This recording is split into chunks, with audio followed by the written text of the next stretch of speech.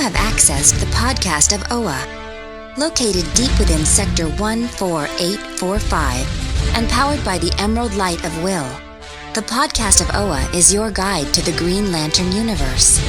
Hosted by Lanterns Myron Rumsey and Bill Giancoli, the podcast of OA begins now. Welcome back to the podcast of OA, your source for anything and everything to do with the Green Lantern universe. I'm your co-host, Myron Rumsey, and this episode of the podcast of OA, I'm flying solo. DC Comics came to us with an opportunity to interview Robert Venditti prior to the release of Hal Jordan and the Green Lantern Corps, and unfortunately, due to scheduling, Bill Giancoli, my co-host, was unable to participate. But at any rate, we're about to charge our rings with Robert Venditti, and I got to tell you, after talking to Rob, I am even more pumped up for this book. I think Rob's got some great ideas in mind for where he's going to take this, and I had a chance to talk to him about the balance of the book and maybe what's different between Rebirth and New 52 in terms of corporate mandates and where things are going to go with the characters. So I hope you'll sit tight and listen to me chat with Rob, and I hope, like myself, you come away from this interview after listening and being as excited for the series as I am. So without further ado, here's my conversation with Robert Venditti. Thanks for listening. This is Salak, Green Lantern of Sector 1418, and you are receiving the podcast of OA. Coming in very soon is the premiere issue of Hal Jordan and the Green Lantern Corps with Hal Jordan and the Green Lantern Corps Rebirth #1. And joining us on the podcast of OA is writer Robert Venditti. Robert, it's great to have you back on the show again. How you been? Pretty good, Myron. Thanks for having me back on. I really appreciate you taking the time. Big questions are what's going on with Hal Jordan and the Green Lantern Corps and Sinestro in Rebirth? Yeah, when we open up the issue, you know, the status quo for Hal, if you've been reading Green Lantern, is that he gave up his ring, took Krona's gauntlet, made himself look like a criminal so he could sort of take the weight for everything that the Green Lantern Corps has ever been blamed for and put it all on him. But then the Green Lantern Corps disappeared. And what he came to find out, the longer the gauntlet, it was starting to have like a transformative effect on him, where it was turning him into a being of pure will. And so that's where he's at this moment. And Sinestro, with the Corps being gone, has taken this time and this opportunity to become the established force in the universe and sort of fill that void left by the Green Lantern Corps' absence. So when we open the first issue, you see Sinestro moving World into Sector 0, which is the center of the universe and the traditional location of OA, and then Mogo after that. And they are now the established police force in the universe. Hal is all alone. He's going to take it on himself to try to find out what happened to the Corps.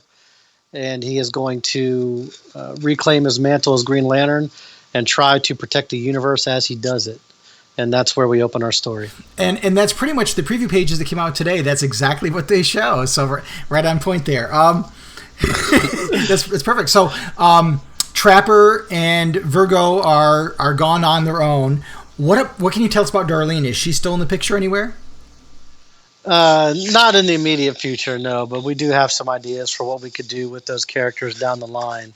But what we're really doing here, and sort of what the mission statement of Rebirth as a whole, not just for, you know, Hal Jordan and the Green Lantern Corps, but across the DCU, is really to sort of get back to the core ideas behind these characters, embrace the long storied histories and legacies of these characters, and also do it in a way that is completely new reader friendly. So if you've been reading Green Lantern all along, you're going to see that we are seeing the histories that we've already laid down, you know, going back as long as these characters have been around. If you've never read a Green Lantern book in your life, you can pick up the Rebirth issue, which comes out July 13th, and know everything you need to know to pick up the story. And so that's kind of worked out well in a way, because I was already trending towards having this conflict with Hal and Sinestro and the Green Lantern Corps and the Sinestro Corps again, and sort of doing the inverse of it. When the original Sinestro Corps war, the Green Lanterns were the established police force, and Sinestro was sort of the insurgents. Well, that's been turned now. And so every character in the story is taking it from an opposite perspective. Even Sinestro, who is used to being the taker and now is the one who has everything to lose. And so it's interesting to put them in those sort of opposite scenarios. But by doing that also, we get back to those very core basic principles of the Green Lantern high concept, which is, will versus fear and green versus yellow. This is stuff that goes back a very, very long time for these characters.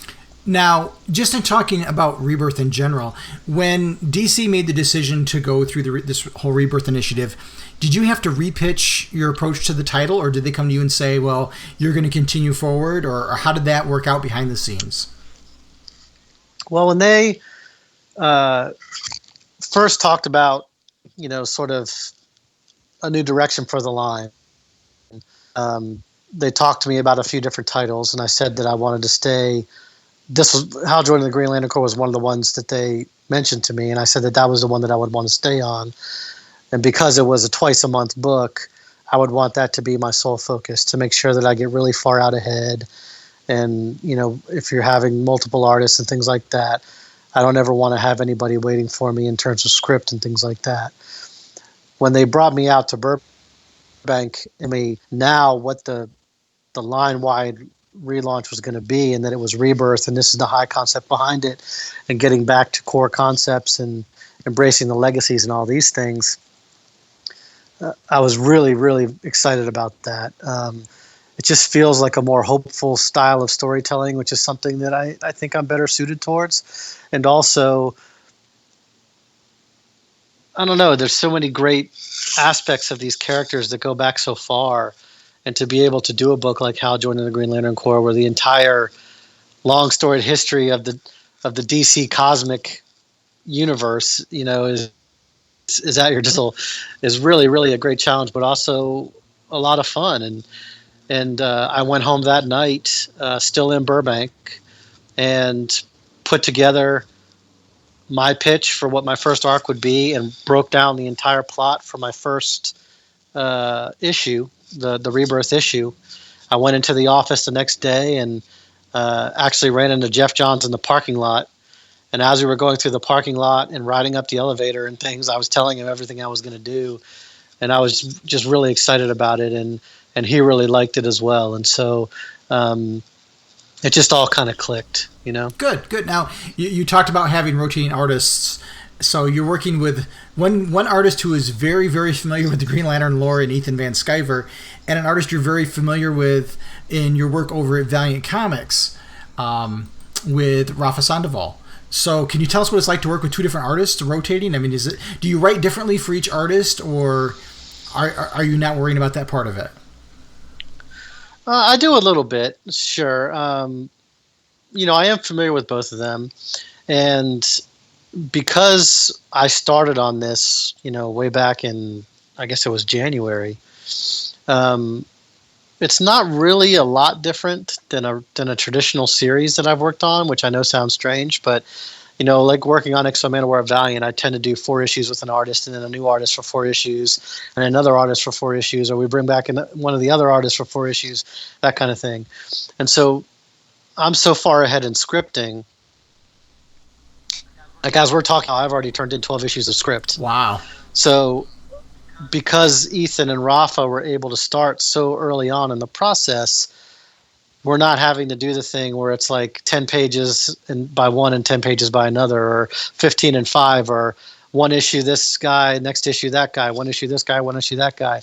Like we've plotted out the story and we've put down the schedule for the artists in such a way that, so let's say, for example, Hal is the A plot and John and the Green Lantern Corps is the B plot. Well, one artist is drawing the A plot and the other artist is drawing the B plot. At a certain point, as happens with A plots and B plots, that will shift and the B will become the A and the A will become the B. And when that happens, that's when a new artist comes in and draws those 2 or 3 issues. Then when the A goes back, the first artist comes back again. You see what I'm trying to say? Right. Or when a new story arc starts, which I'm already through the whole second story arc, when the new story arc starts, that's when a new artist comes on. But we're able to plan those things out so far in advance because I've really been able to make use of the lead time. And that's why I wanted to just focus on one Rebirth title so that I would be able to do that. So again, I have 12 issues turned in. 10 or let's see, 10 of those are final drafts and 2 are first drafts.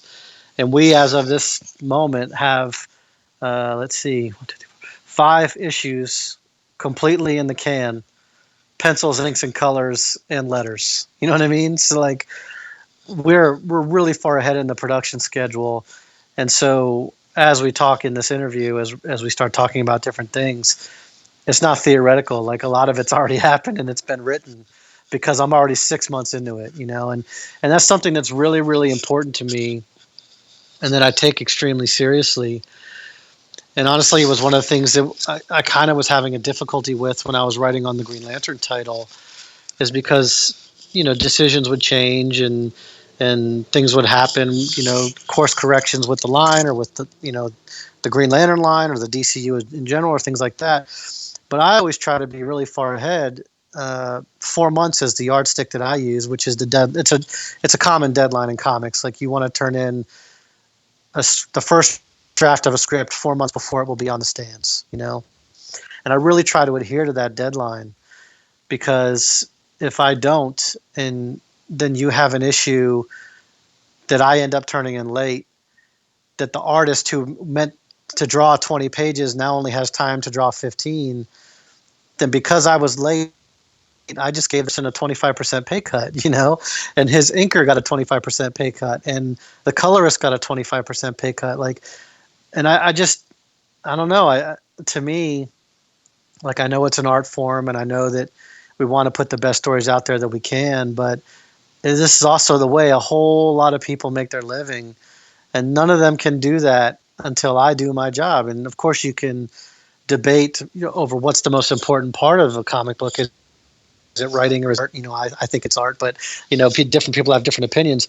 But what you can't debate is that the writer is the beginning of the train, and until the writer does their job, nobody else can get paid. And so with a double ship book, I really wanted to be far enough ahead that I knew that Rafa and Ethan, or if one of those guys needed a break for some reason, or something happens and somebody comes on has to come on the book for an issue, I've got script that can feed people all the time, and the stories are there waiting, and they can do their jobs, and they can get the money that they have to pay their bills and feed themselves and do the things that they want to do just the way that I would want to.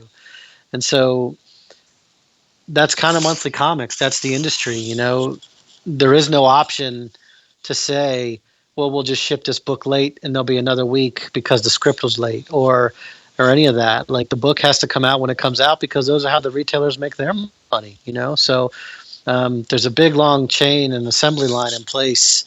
And for me, one of the most important aspects of my job is making sure that nobody's ever waiting on me and not getting paid because of it.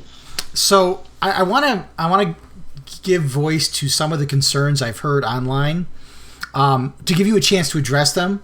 So one of the things that people are talking about, or that they're concerned about, is that with Hal Jordan, his name in the title, that other characters that they like, let's say that you're a fan who doesn't like Hal Jordan, but you like Jon Stewart, or you like Guy Gardner better than John or Hal. How do you address the fans who want to see their favorite character shine and want to see them get their due panel time? Because there are people that are saying, well, Hal's name is on the book, and this isn't the guy I like, so why should I try it? So I want to give you the opportunity to tell those fans, why should they pick up Green Lantern Corps with Hal Jordan's name on the cover? Yeah, sure. It's an interesting question. And I mean, for me, my perspective is, hopefully it's a good story and it's got good art. Well, we know it has good art, right? It's got Ethan, and you were talking about, obviously Ethan is somebody who's synonymous not just with Green Lantern but with Rebirth. I mean, he co-created a large portion of the stuff that we're dealing with. Like, he knows this stuff intimately, and he's amazing at it, right? And so you've got Ethan. Then you've got Rafa, who I know people aren't going to be all that familiar with, but when you see the work he's turning in, he's really going to catch people by surprise. So you have these super talented artists drawing at the top of their game. The whole team, the colorists as well, we can't leave them out. Tomino Morey coloring Rafa. Jason Wright coloring, Ethan Van Sciver. They're bringing so much to the table, with color being so important to the Green Lantern franchise. And so the teams are all excited. We're all excited about the stories. And so my first answer would be, hopefully you pick it up because it's a good story. I don't know, no matter who it's about, a good story is a good story. But obviously that's not always going to be the case. And you have people who are characters. And so what I would say to them is, and again, I'm not being full here. I'm 12 issues into it. So I'm not just doing lip service. We get to the A plot and the B plot that I was talking about earlier. If the A plot right now is Hal, and the B plot is, for example, John, then that will switch, and the B will become the A, and the A will become the B, and it will happen for a story-related reason. There's a reason why Hal all of a sudden isn't at the forefront and John is, and then we'll see that. And then if the first story arc is about primarily Hal and Guy, maybe the next one will be about Hal and John, or whatever have you. So all these characters are going to have their time to shine, and I'm kind of approaching it like a team book in a way. The way that I, when I've done team books in the past, or books with large casts, or even duos isn't the word I'm looking for, team up books, right, with two characters together.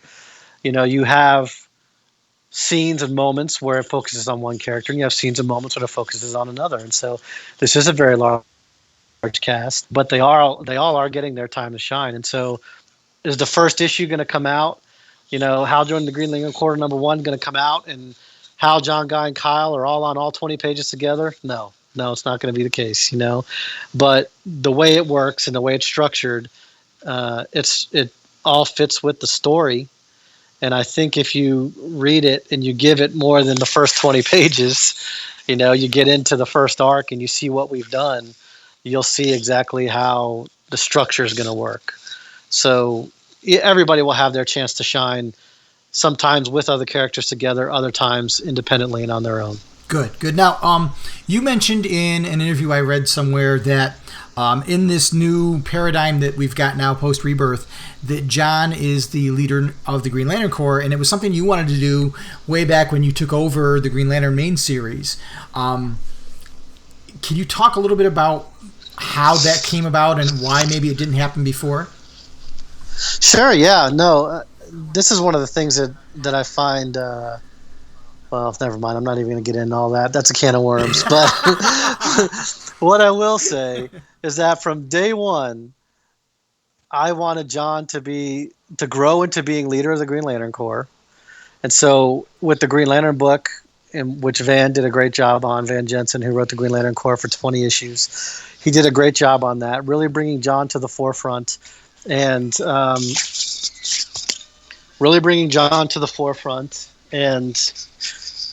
making that book his own, and it was a situation where when we started on the Green Lantern titles, you had Guy now moved over into Red Lantern, so John and Guy weren't sharing the main Green Lantern Corps title anymore, and then you had Hal over in Green Lantern. So this allowed John to be the one and only lead character of that story, and now we were going to use that to really build him up, and then make him leader of the Green Lantern Corps. That was the plan always from day one. How it didn't happen and why it didn't happen is a more complicated answer. I guess how best to describe it. We came onto the books, and when I came on with the Green Lantern franchise, it was very soon after I came on that it was announced that there was going to be a move to Burbank for the entire company. And so there was like an 18-month window, I want to say, where they were preparing for that and then transitioning. And then there was the adjustment period of being in the new place and things like that. And this is just one factor, but I'm just giving it to you as an example. Mm-hmm. We had editors coming in, editors leaving. Some editors stayed with the line. Some editors left. Matt Idelson was a huge loss. A personal friend of mine and a good editor, and so he didn't end up making the move because he wasn't able to. He didn't, made his own decisions to not do that and things like that. And so you have all these things happening, and kind of going back to what I was saying earlier, it ties in a little bit. It's monthly comics. Like, you don't have the luxury of saying, hey, why don't we just take a couple months off here and let things shake out and see where we are. that book has to come out every 28 days. You have to send a book to the printer, pencils, inks, letters, colors, and you don't have time to wait around because people aren't able to do their jobs. Retailers don't have books to sell, but make their money. And so it was a complicated situation to be in, to be able to have to tell a monthly story, because everything was so fluid and so many things were changing, not just in terms of story and directions of the line, or crossovers or things like that, but also on a staff, personal human level. I mean, these are an entire company of people that had to decide between moving across country with their families or losing their jobs, and those are real world decisions people had to make. And in the midst of all that, we're all trying to produce comics, and so it was a difficult time to be trying to think long term, which is the way that I do. I think very long term with all of my books, whether it's Exo Manowar or Eternal Warrior or this book here. I tend to think in terms of 12, 18, 24 month spans of time. And so when situations change and things move around and the pieces shift, it's hard to adjust in that kind of environment. And so again, a lot of people would say, well, then why don't you just not get so far ahead, and why don't you wait and write your script at the last minute? And then we're back to what I was talking about earlier, where people don't have what they need in order to do their jobs and make the money that they're counting on to live their lives. And so it's not really an option, and it's something I take seriously. And so, things didn't work out, and John Stewart being leader of the Green Lantern Corps is just one of them, but things didn't work out as much as I would have liked. But to me, I feel like all that's water under the bridge now. It's nothing that and I hope I don't come off this way, I'm not being critical of DC or of any people that I worked with, because again, this was, this is an atypical situation where you're moving the company across country, so I don't begrudge anybody any of that. But I think with Rebirth now, the company is settled, the staff is all in position, and this is an opportunity for us to really, think long term again with our planning and with our stories, and I'm really excited about it. And I think you can read the enthusiasm in the books, and I don't just mean mine. I think as you're reading the Rebirth titles as they've been coming out, I think you can feel the enthusiasm on the pages. It feels like a new beginning. It's exciting, and it's fresh, and it's hopeful, and it embraces a lot of what we all love about these characters in this universe. And so it really is right now a great, positive, wonderful time to be writing a DC Comics. Do you see Rebirth as a way for you to reapproach how you've looked at the Green Lantern book in the past? I mean, you've written the book for a while. You talked a little bit about editorial and line direction and so on. With Rebirth, are you kind of given a little more carte blanche with what you get to do with the characters? Yeah, you don't ever want to say it's carte blanche, and I wouldn't expect that. I don't own characters. These are characters that are owned, and that's a work for hire scenario, and that's the way it is. But yes, we are being freed up to do more of what we want. We do a lot of lead time on this. And so, as I said, back in January, I was able to pitch what I wanted to do with this series and, really do a step-by-step plot of the entire first arc and the first issue, run those things all the way up the flagpole, to have Jeff Johns be involved on the creative level and to be able to talk story with them, particularly these characters, which he obviously is very familiar with. When I did a panel with him at WonderCon, when we sort of made a lot of the Rebirth announcements, he said he's always going to be hard on whoever writes Green Lantern because he loves those characters so much and he spent so much time with them. And so for me to be able to turn in stories and for him to send me an email, and tell me, man, this issue was really good, you really nailed it, or to say, wow, I really like the way you write Sinestro. I mean, like, that's Jeff Johns saying that he likes the way I write Sinestro. You know what I mean? So it is it's a different feeling. It's a different environment to be working in, and like I say, it's just an exciting, real positive, hopeful time to be over there. It had to be hard coming into this series if you were aware of how popular these books got through the Jeff Johns run. Did it influence you at all, or were you like they always say, it's hard to be the guy that follows the man? Sure. Yeah. No, it didn't influence me at all. I was very aware of it because, how could you not be? You know what I mean? Yeah, but to me, from day one, my approach was always, I would rather be the person sitting at a bar, 10 years from now, saying, when my shot came along, I took it. And, maybe I didn't do as good a job as I would have liked, but I'd rather have that happen than always wonder what if, because I was too scared to take the shot, And so that's always the way that it was. Now, I went from writing,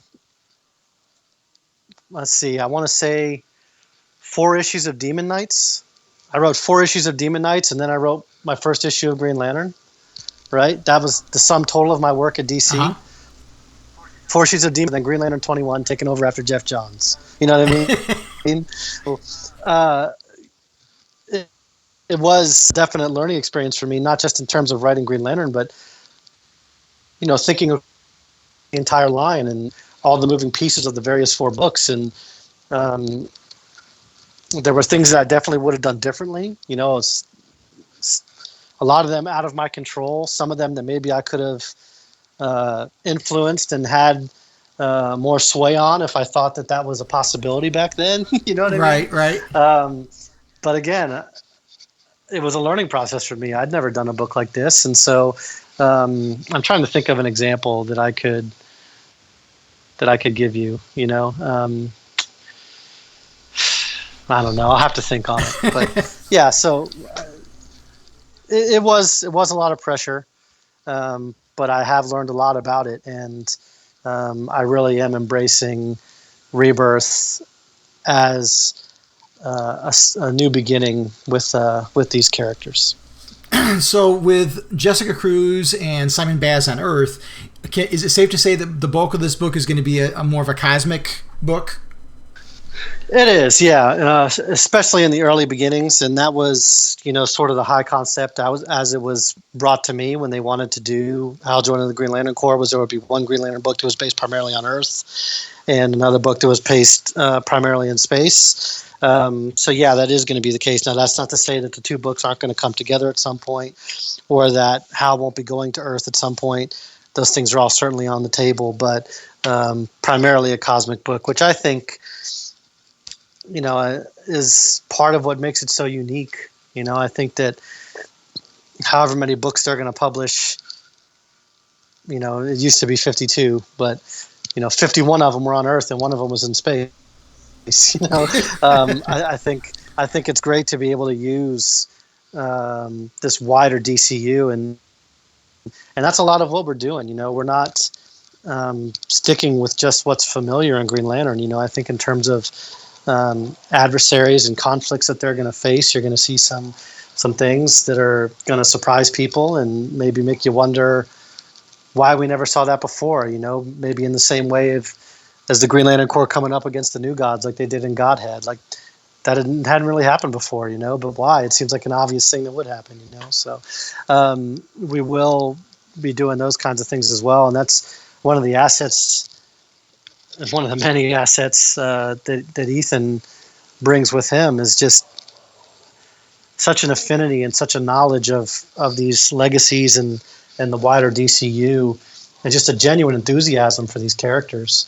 So just being able to emails with him or whatever have you, really sparks ideas in terms of directions, things that I can do, knowing what he wants to draw and what he really enjoys, and then saying, okay, here's an idea really cool. Why don't we do this? And then, picking up that ball and running with it. Ethan is really a huge Green Lantern fan, so he's kind of a great person to have as a collaborator. I mean, if it wasn't for him, Sinestro wouldn't have come back during Green Lantern Rebirth. So he's got to be a great person to get on the phone or switch emails with and share out ideas. Yeah, very much so. I wish I could say some of the things specifically we've talked about.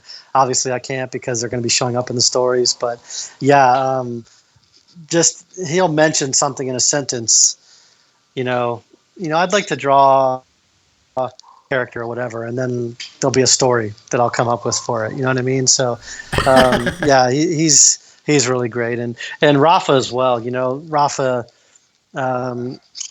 he'll draw these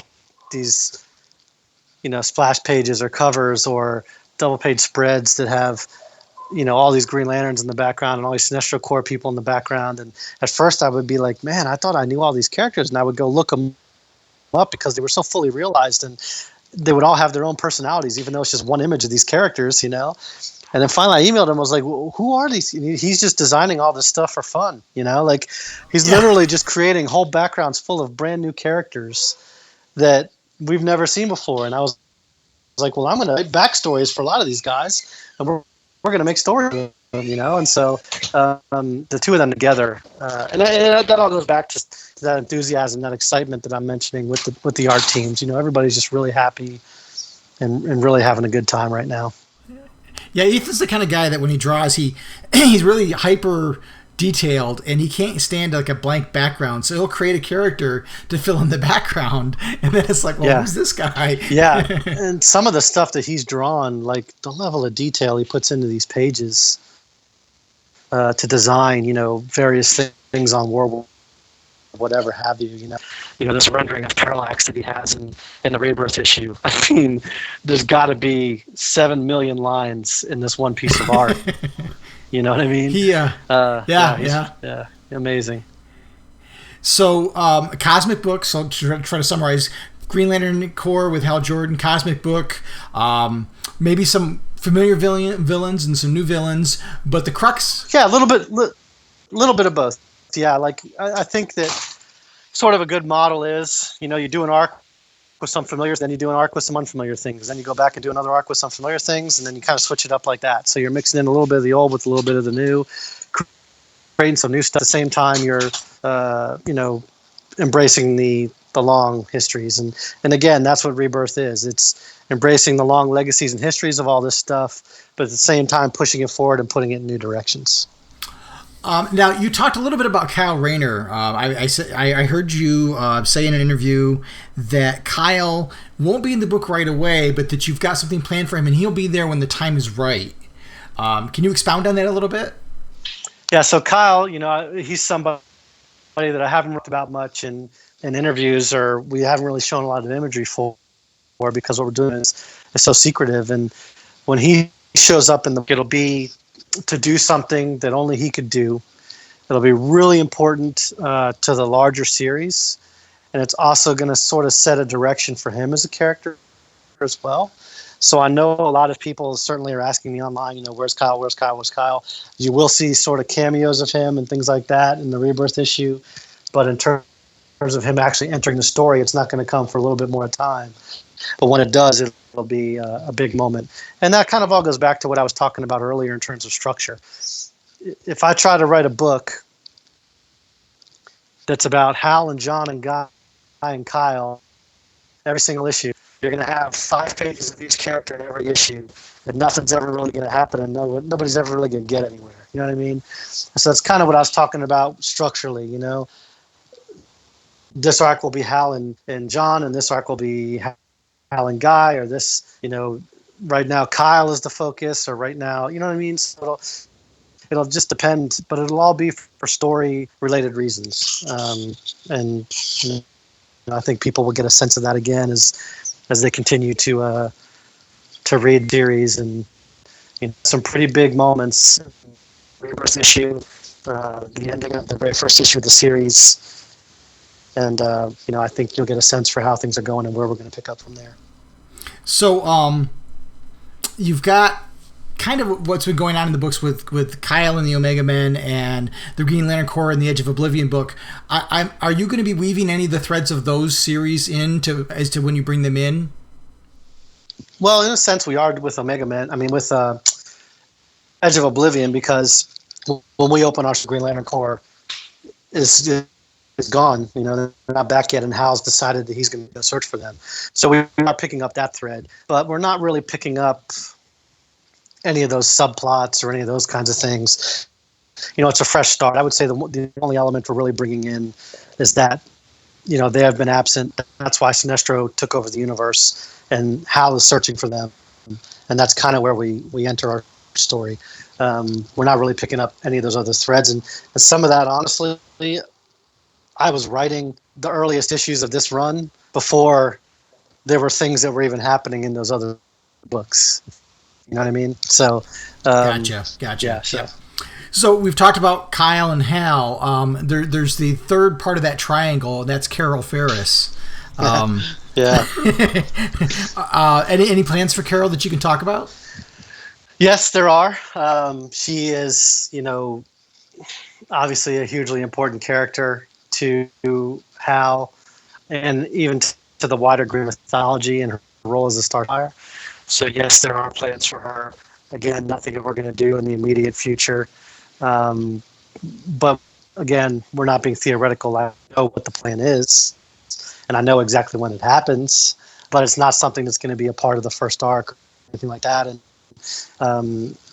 just again, for story reasons, but I think Carol is a great character. And, when I took over the original Green Lantern book, back with issue 20, and again, that was a circumstance where I was writing my run before the other run concludes. There were certain things that I wasn't necessarily aware of because they didn't exist yet. Not because they're being hidden from me, right? They hadn't happened yet. You know what I'm trying to say? Right. Again, that's sort of monthly comics in a way. But so with Carol, I knew that my story was going to be primarily based in space, and I knew that Hal wasn't going to be hanging out on Earth very much, and so I thought Carol would be a great character, such strong female character that comics could always use more of.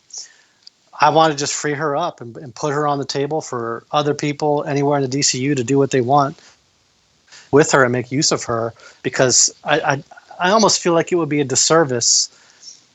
And I know it's weird because we're talking about fictional characters here as if they're real people, but it almost feels like it would be a disservice to me to have a character like Carol sitting on Earth doing nothing except presumably pining for Hal, while Hal is out in space doing whatever he's doing. You know what I mean? Like, I knew that she wasn't going to be a part of the story that we were going to be telling, and I also don't necessarily subscribe to the idea that Carol's only use as a character is in a story that features Hal. Like, she's a great character, and she's a strong,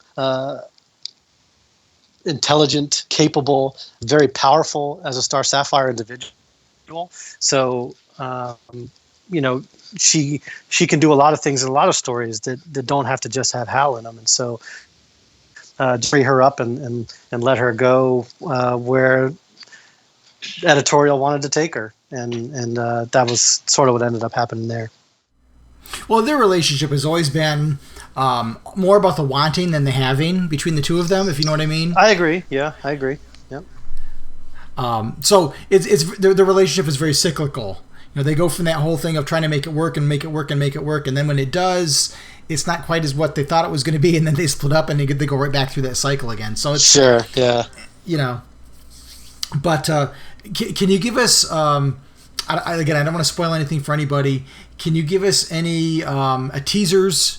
We got a really big moment in the first issue of the series that Rafa just drew the heck out of. It's a great splash.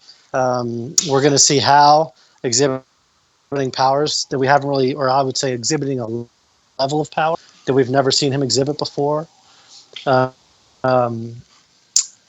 Something that I'm really excited about and I'm having a great time writing is the relationship between Sinestro and Sonic, his daughter, which is something that I don't think you see a lot of. You don't get a lot of supervillains and their daughters. And so me being a parent, I think that's a really interesting relationship to be able to explore. And there's some scenes that I've written with them. There's some of my favorite scenes in the whole series so far. Also, again, I know I've said it before and I sound like a broken record, but, just watch out for the work that Ethan and Jason and Rafa and Jordi, his inker, and Tomio Morey, their colorist, that they're turning in. I think they're going to catch a lot of people by surprise with just the quality of the work and those kinds of things. And overall, fast-paced stories, tons of action, but also a lot of character work. All I can say is everybody's going to have their moment. So, stick with the series and you'll get a sense of that. I know one of the things I'm really excited to see is Soranik Natu, now that she's kind of gotten to know her father better, and is now kind of the leader of the Sinestro Corps. What's going to happen when she encounters the Green Lantern Corps? I'm really looking forward to that reunion. Yeah, and that is all in the first arc. Her relationship with her dad and how that develops. Soranik is a huge part of the first arc and the second arc as well, which is a little bit of a teaser that I'll give you.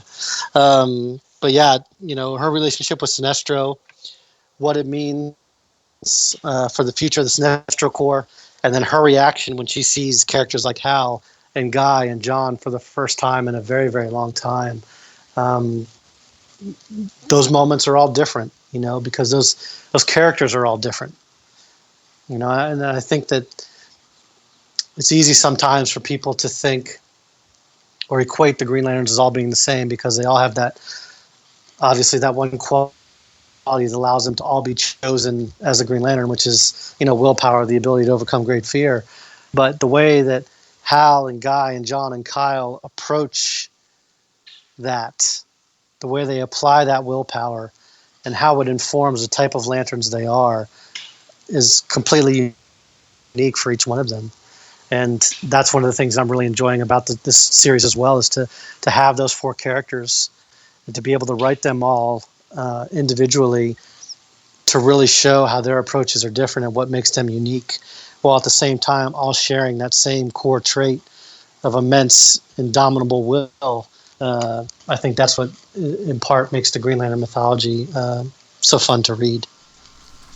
Well, Rob, I want to thank you for giving us some time tonight, and I'm really looking forward to this book. I've got to say, this is the book I'm looking forward to the most out of Rebirth, so you have my rapt attention.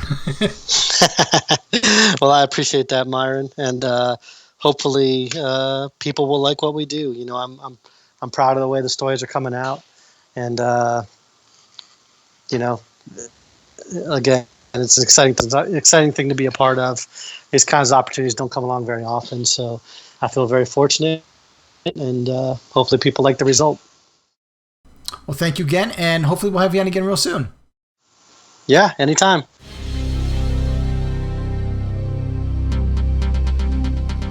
What up, dweebs? This is Guy Gardner. You're listening to the podcast of OA.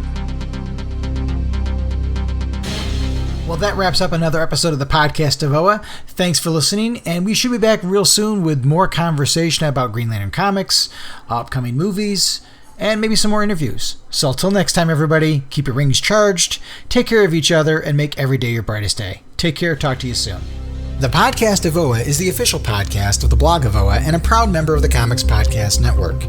Share your comments and questions by calling the show's voicemail line at 406-POD-OA. That's 406-763-6362. And Skype users can leave a voicemail on the show's account, Blog of OA. Emails can be sent to greenlantern@stny.rr.com. And you can also find the Blog of OA and the Podcast of OA on Facebook and Google+. Green Lantern and other related characters are the copyrighted property of DC Comics Incorporated and are used without permission. The Blog of OA and the Podcast of OA are fan productions and do not claim any ownership over the Green Lantern or any other copyrighted properties.